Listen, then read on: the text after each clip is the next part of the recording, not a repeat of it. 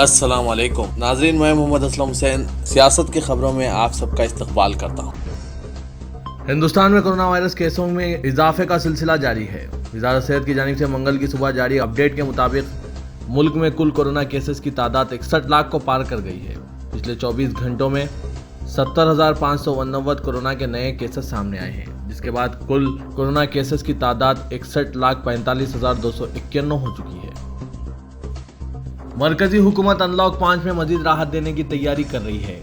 Metro rail, gym, 9 से 12वीं तक के स्कूल और यूनिवर्सिटियों वगैरह में राहत दी गई है और अब सिनेमा हॉल को भी खोलने की तैयारी की जा रही है। इसके लिए कुछ उसूल मरतब किए जा रहे हैं ताकि कोरोना वायरस को फैलने से रोका जा सके और इक्तिसादी सरगर्मियां भी पहले के मुकाबले तेज हों। साथ ही अब टूरिस्ट सेंटरों को भी खोलने का मंसूबा बनाया जा रहा है। लॉकडाउन 5 में महाराष्ट्र के 4 लाख से जायद मुख्तलिफ तरह के होटल, रेस्टोरेंट और ईटिंग हाउस अक्टूबर के पहले हफ्ते से खुल सकते हैं। पीर को रेस्टोरेंट ऑर्गेनाइजेशन के नुमाइंदों के साथ मीटिंग के दौरान वज़ीर आला उद्धव ठाकरे ने यकीन दिलाया कि रेस्टोरेंट और ईटिंग हाउसेस के लिए कोरोना से तहफ़्फ़ुज़ के रहनुमा उसूल तैयार कर लिए गए हैं और इन्हें मुतालिका महकमों के पास भेजा गया है। इन उसूलों के हतमी होते ही रेस्टोरेंट, बार और ईटिंग हाउस को शुरू करने की इजाज़त दी जाएगी। कोरोना वायरस से निपटने के नाम पर कायम किए गए पीएम केयर्स फंड में सिर्फ सरकारी तालीमी इदारों ही नहीं बल्कि तकरीबन 7 सरकारी बैंकों, दीगर अहम मालियाती इदारों, बीमा कंपनियों और आरबीआई ने भी अपने अमले की तनख्वाहों में कटौती करके तकरीबन 204 करोड़ रुपए prime minister citizen assistance and relief emergency situation यानी पीएम केयर्स फंड्स में जमा करवाए हैं। इंडियन एक्सप्रेस के इंकशाफ के मुताबिक आरटीआई रिकॉर्ड से हुआ है। इन रिकॉर्ड से जाहिर होता है कि life insurance corporation of India, general insurance corporation of India और नेशनल हाउसिंग बैंक ने भी कॉरपोरेट समाजी जिम्मेदारी के लिए मुख्तस फंड से अलग तकरीबन 144 करोड़ रुपए से ज्यादा का ताउन दिया है। मथुरा वाक़ शाही ईदगाह मस्जिद को हटाए जाने और इसकी अराजी श्री कृष्ण मंदिर के लिए सौंप देने की अर्जी पर अब 30 सितंबर को समाअत होगी। गुज़िश्ता हफ्ते दायर की गई अर्जी पर आज पहली समाअत हुई थी। जैसे ही मामला डिस्ट्रिक्ट एडिशनल सेशन कोर्ट की जज छाया शर्मा के रूबरू लाया गया, उन्होंने थोड़ी ही देर में मामले की सुनवाई 30 सितंबर को करने की बात कहते हुए इसे निपटा दिया। आइंदा 30 सितंबर को अयोध्या बाबरी मस्जिद इंहदाम मामले में सीबीआई की स्पेशल कोर्ट अपना फैसला सुनाने जा रही है। फैसले को लेकर बीजेपी के सीनियर लीडर और मध्य प्रदेश के साबिक वज़ीर आला उमा भारती ने बीजेपी सदर जयप्रकाश नड्डा को खत लिखा है। खत जज्बाती तौर पर 26 सितंबर को लिखा गया है, जिसमें कहा गया है कि 30 सितंबर को सीबीआई की खुसूसी अदालत में मुझे फैसला सुनने के लिए पेश होना है। मैं कानून को वैध, अदालत को मंदिर और जज को भगवान मानती हूँ। उन्होंने कहा कि इसलिए अदालत का हर फैसला मेरे लिए भगवान का आशीर्वाद होगा। उमा भारती ने मजीद लिखा, मैं नहीं जानती हूँ कि फैसला क्या होगा, लेकिन मैं अयोध्या पर जमानत नहीं लूंगी। जमानत लेने से तहरीक में शराकत का वक़ार दागदार हो जाएगा। उन्होंने कहा कि अयोध्या के लिए मुझे फांसी भी मंजूर है। साबिक रुकने पार्लियामेंट और राम मंदिर तहरीक के रहनुमा रामविलास दास वेदांती ने भी बड़ा बयान दिया है। रामविलास वेदांती ने कहा कि अगर अदालत इस मामले में इन्हें उम्र कैद या फांसी की सजा भी देती है तो इन्हें मंजूर होगा। उन्होंने कहा कि 30 सितंबर को लखनऊ की सीबीआई अदालत में हाजिर होने के लिए कहा गया है। अदालत पहुंचकर वो खुद सुपुर्दगी करने के लिए भी तैयार हैं। अदालत का जो भी फैसला होगा वो हमें मंजूर होगा। वेदांती ने कहा कि हमें इसका फख्र है कि इस मंदिर के खंडर को हमने मुनहजिम करवाया है, जिसकी जिम्मेदारी भी मैंने ली है और 30 सितंबर को आने वाले फैसले का इस्तकबाल करेंगे। इस फैसले में अगर हमें उम्र कैद या फांसी की सजा भी होती है तो इससे बड़ी खुशकिस्मती नहीं हो सकती।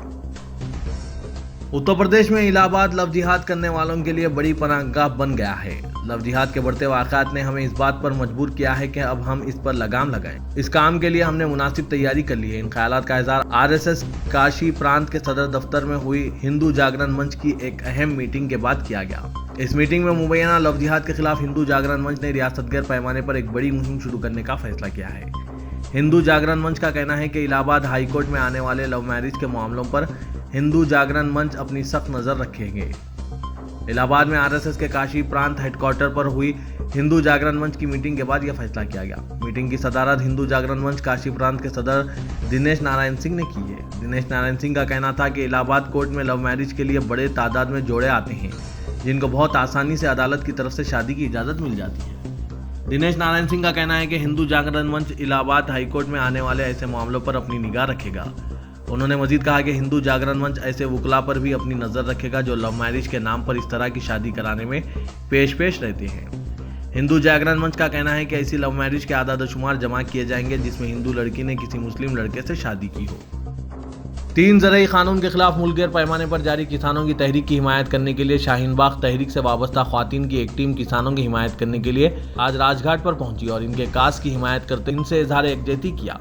शाहीन बाग तहरीक से वाबस्ता मलिका, नुसरत आरा, क्रांति सहगल और दीगर ख्वातीन ने इस मौके पर कहा कि हमें किसानों के दर्द का एहसास है और हमें कौमी शहरियत तरमीमी कानून NRC और NPR के खिलाफ तकलीफदा हालात से गुजरना पड़ा है और अब यही कैफियत हमारे किसान भाइयों की है। उन्होंने कहा कि इस नाइंसाफ़ी के खिलाफ हमें मजबूती के साथ आना चाहिए और हमारे इत्तेहाद में ही हमारी कामयाबी है। केरला में कौमी तफ्तीशी एजेंसी यानी NIA की एक अदालत ने Islamic state of Iraq and Syria में शरीक हुए और एशियाई मुल्कों के खिलाफ जंग छेड़ने वाले सज्जानी हाजा मोइनुद्दीन को उम्र कैद की सजा सुनाई है। जस्टिस पी कृष्णा कुमार ने इस पर 1 लाख रुपए का जुर्माना भी आयद किया है और ये केरला में ISIS के किसी रुकन के खिलाफ दर्ज किया गया पहला मामला है जिसमें एशियाई मुल्कों के खिलाफ जंग छेड़ने के इल्जाम आयद किए गए हैं।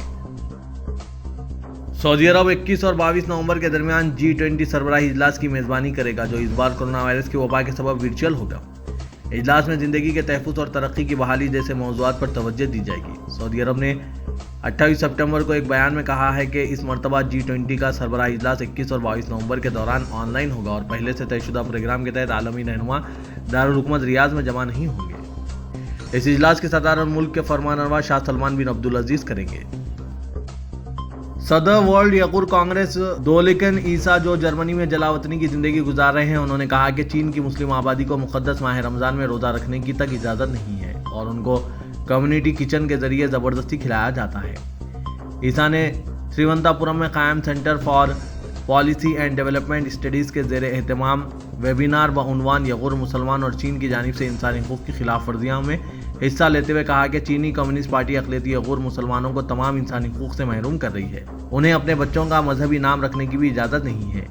वहाँ की बरसर इक़्तिदार पार्टी ऐसे यगुर जहदकारों को तक हरासा कर रही है जो मगरबी ममालिक में जलावतन है। तकरीबन 10 साल बाद शहर हैदराबाद के 2 तारीखी ज़ख़ीराब उस्मान सागर और हिमायत सागर तकरीबन लिबरेज हो चुके हैं। एक और ज़बरदस्त बारिश के बाद किसी भी वक्त दरवाजे खोले जा सकते हैं। हुक्काम ने नशीबी इलाकों में रहने वाले अवाम से चौकस रहने की अपील की है। हैदराबाद मेट्रो वाटर वर्क्स के ओहदेदारों ने बताया कि आइंदा 3 साल तक दोनों शहरों हैदराबाद और सिकंदराबाद के अवाम को पीने के पानी के लिए कोई ख़तरा नहीं है।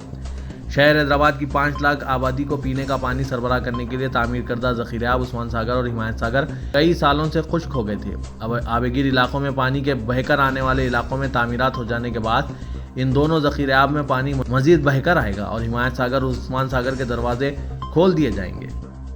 तेलंगाना के वज़ीर दाखिला मोहम्मद महमूद अली ने मोइनाबाद में कमसिन लड़की के साथ पेश आए शर्मनाक वाक़े की सख्त मजम्मत करते हुए कहा कि इस वाक़े पर चीफ मिनिस्टर KCR को भी बड़ा रंज व गम हुआ है। हुकूमत दरिंदा सिफत अफराद सख्त से सख्त सजा दिलाई जाएगी ताकि मुस्तकबिल में इस तरह की कोई शैतानी हरकत ना कर सके। वज़ीर दाखिला ने मोइनाबाद में पेश आए कमसिन लड़की के वाक़े को नाकाबिले मुआफ़ी जुर्म करार देते हुए कहा कि मुलजिम कोई भी हो इसको हरगिज़ बख्शा नहीं जाएगा। फास्ट ट्रैक कोर्ट कायम करते हुए मुलजिम मधु को सख्त से सख्त सजा दी जाएगी जिस तरह माजी में वरंगल में पेश आए वाक़े में सजा दिलाई गई थी। तेलंगाना रियासत के क़याम के बाद से कांग्रेस पार्टी ने पहली मरतबा अपनी ताकत का मुजाहरा करते हुए कारकुनों में जोश पैदा करने की कोशिश की है। गुज़िश्ता 6 सालों में पहली मरतबा किसी अवामी मसले पर in charge general secretary, 2 in charge secretary सदर प्रदेश कांग्रेस के बशमूल कई सीनियर कायदीन ने अपनी गिरफ्तारी पेश की। पार्टी के नए इंचार्ज जनरल सेक्रेटरी मानेम टैगोर MP गुज़िश्ता 3 दिन से हैदराबाद में पार्टी के मुख्तलिफ शोबेजात का इजलास तलब करते हुए तेलंगाना में कांग्रेस के अहिया की कोशिश कर रहे हैं। किसानों के खिलाफ पार्लियामेंट में मंजूरा 3 मुख्तलिफ बिल्स की मुखालिफत में गवर्नर डॉक्टर T सोंदराराजन से नुमाइंदगी का फैसला किया गया था। गवर्नर ने कोरोना वबा का बहाना बनाकर मुलाकात का वक्त नहीं दिया। हालिया अरसे में राजभवन की जानिब से किसी वफ्द को मुलाकात का वक्त नहीं दिया जा रहा है। टैगोर ने जो तमिलनाडु से पार्लियामेंट के रुकन हैं वो राजभवन से मुतसिल सरकारी दिलखुशा गेस्ट हाउस में क़याम पजीर हैं। उन्होंने गेस्ट हाउस से निकलकर गवर्नर से मुलाकात का मंसूबा बनाया। गवर्नर की जानिब से वक्त ना दिए जाने पर कायदीन ने राजभवन की गेट को याददाश्त बांधने का फैसला किया और रैली की शक्ल में दिलखुशा गेस्ट हाउस से बाहर निकले। पुलिस जो पहले से कायदीन को रोकने के लिए तैनात कर दी गई थी उसने टैगोर समेत दीगर कायदीन को हिरासत में ले लिया और बस के जरिए इन्हें गोशा महल पुलिस स्टेशन मुंतकिल किया गया। TRS सरबराह व चीफ मिनिस्टर के चंद्रशेखर राव ने पार्टी कायदीन से ख्वाहिश की कि वो रियासत में आने वाले इंतखाबात को वेकार समझें। रियासत में 3 इंतखाबात बशमुल निज़ामाबाद में MLC का ज़मनी इंतखाब, दोबाग असेंबली हल्के का ज़मनी इंतखाबात, GHMC के इंतखाबात और MLC के 2 ओहदों के इंतखाबात होने वाले हैं। उन्होंने पार्टी कायदीन से ख्वाहिश की कि पार्टी के उम्मीदवारों को कामयाब बनाने के लिए इन इंतखाबात को वक़ार बनाया जाए। इनकी हिदायत के मुताबिक पार्टी के कारगुजार सदर व वजीर बल्दी नज़्म व नस्क KT रामाराव वज़रा, अरकान पार्लियामेंट, अरकान असम्बली, अरकान कौंसल और मुकामी कायदीन के साथ तबादला ख्याल कर रहे हैं, जबकि वजीर फाइनेंस हरीश राव ने दोबाग असम्बली हल्के में इंतखाबी मुहिम का आगाज़ कर दिया है। तेलंगाना रियासती हुकूमत की हिदायत पर चौमहला पैलेस जो खिलवत में मौजूद है, इसको 3 अक्टूबर से अवाम उन्नास के लिए खोल दिया जाएगा। डायरेक्टर चौमहला पैलेस जी किशन राव IAS ने एक प्रेस रिलीज में यह बात बताई।